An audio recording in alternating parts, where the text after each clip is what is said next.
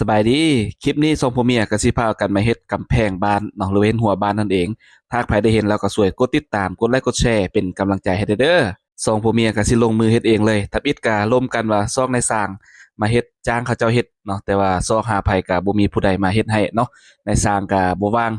ซอกในสร้างก็ยากเนาะค่าจ้างก็แพงสูงๆสองผัวเมียก็เลยมาร่วมกันว่าเฮามาพากันเฮ็ดช่วยกันเฮ็ดเอาบ่เนาะมันจะลดพรค่าจ้างแล้วก็ ประหยัดรายจ่ายได้หลายเติบเนาะก็เลยมาตกลงกันพากันเฮ็ดคอยเฮ็ดคอยไปเนาะบ้านเฮาเองเฮือนเฮาเองแล้วยามใดก็เอายามนั้นปรึกษาตกลงกันแล้วก็พากันลงมือเลยเนาะก็สิตักขี้ทรายมา1ล้อแล้วก็เอาซีมังมาซีเมนต์มาผสมเนาะเมียจะเป็นเป็นกำลังแรงถือว่าเป็น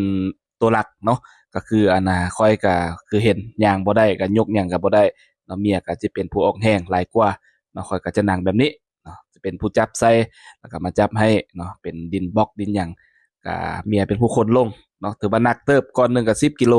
เนาะดินบล็อกหรือว่าอิฐบล็อกหลังจากนั้นก็จะมาผสมปูนเนาะก็เมียสิเป็นผู้ผสมแล้วก็ตักใส่คุเนาะตักใส่ถังมาให้ค่อยจะเป็นผู้ทราบผู้ก่อเนาะตัวนี้ก็สิเริ่มฐานทำอิฐมาก็พอมีฝีมืออยู่เด้อเนาะเพราะว่าคนคว้าเบิ่งตาม YouTube ตามวิธีเขาเจ้าสั่งเขาเจ้าบอกเนาะก็เลยเอามาปฏิบัติเฮ็ดก็เป็นอยู่ ค่อยเฮ็ดค่อยไปนี่แหละเนาะเฮือนเฮาบ้านเฮาแล้วยามใดก็เอายามนั้นเนาะเฮ็ดให้ความมั่นใจเพราะคันบ่เฮ็ดก็โจรหลายย้านโจรเข้ามาลักเครื่องลักของสองผัวเมียก็เลยอดเฮ็ดไปเนาะเมื่อยก็พักนักก็พรนักเอาบาสู้ดีเมื่อยก็เฮ็ดต่อไปฝากเพื่อนๆเป็นกำลังอกกำลังใจให้เด้อกดไลค์กดแชร์กดติดตามให้แด่เนาะเพราะว่าสู้ชีวิตแห้งค่อยก็น้องพิการมานี่ก็ได้7-8 ปีแล้วแต่ว่าบ่ยอมท้อบ่ยอมถอยต่อโชคชะตา เนาะตราบใดที่เรายังมีลมหายใจต้องสู้ต่อไปฟ้าลิขิตให้เราเป็นแบบนี้เราก็ต้องได้ทำใจแล้วก็สู้ต่อไปบ่ต้องยอมแพ้ต่อโชคชะตาต้องสู้เท่านั้นจึงจะอยู่รอดเนาะสู้ให้โลกเห็นว่าเราก็แข็งแกร่งส่ำนี้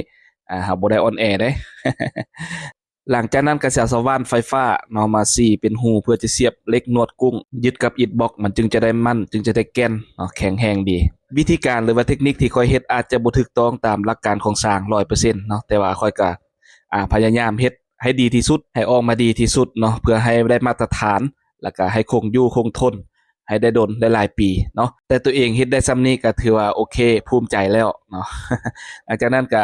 เมียจะมาช่วยเพราะว่าเราก่อขึ้นสูงแล้วค่อยจะยกอิฐบล็อกบ่แพ้มันหนักได้10กิโลต่อก้อนเนาะให้เมียมายกขึ้นให้ค่อยจะเป็นผู้วางปูนหรือว่าเป็นผู้ซาบปูนใส่แล้วก็ให้เมียมายกขึ้นเนาะ